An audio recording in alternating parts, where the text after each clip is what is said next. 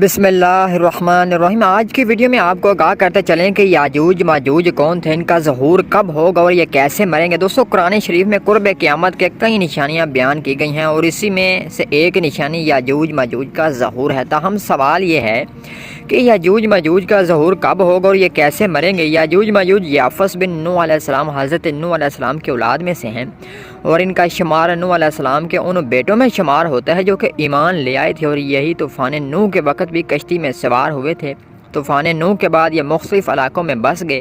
یاجوج ماجوج بھی حضرت نوح علیہ السلام کے بیٹے یافس کی اولاد میں سے ہیں۔ یہ ایک سزادی گروہ ہے۔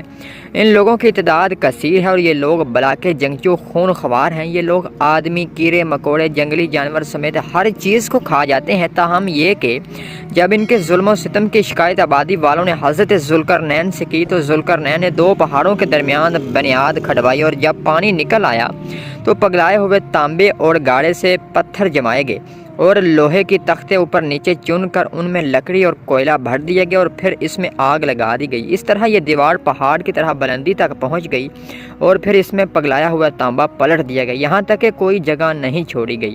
قرآن مجید میں ہے کہ جب کھولے جائیں گے یاجوج ماجوج اور وہ ہر بلندی سے ڈھلکتے ہوئے دوڑتے ہوں گے۔ حدیث شریف میں ہے کہ یاجوج ماجوج روزانہ اس دیوار کو توڑتے ہیں اور پھر دن بھر اس دیوار کو توڑتے توڑتے اس کے قریب ہو جاتے ہیں۔ تو ان میں سے کوئی کہتا ہے کہ اب چلو کل توڑ ڈالیں گے۔ دوسرے دن جب اس دیوار کا ٹوٹنے کا وقت آئے گا تو کوئی کہے گا چلو انشاءاللہ اب اس کو کل توڑیں گے، اور انشاءاللہ کہنے کی برکت سے یہ دیوار دوسرے دن ٹوٹ جائے گی۔ یہ قیامت قریب ہونے کا وقت ہوگا۔ دیوار کٹنے کے بعد یاجوج ماجوج نکل پڑیں گے اور زمین میں ہر طرح فتنہ اور فساد کریں گے تاہم یہ مکہ مکرمہ اور مدینہ منورہ میں داخل نہیں ہوں گے۔ پھر بعد میں حضرت عیسیٰ علیہ السلام کی دعا سے ان کے جسم میں کیڑے پڑ جائیں گے جس سے یہ ہلاک ہو جائیں گے۔ اگر دور حاضر کا تجزیہ کیا جائے تو قیامت کی نشانیاں پوری ہوتی جا رہی ہیں۔ اللہ تعالی ہم کو تمام کبیرہ اور صغیرہ گناہ سے دور رکھے اور توبہ استغفار کرنے کی توفیق عطا فرمائے۔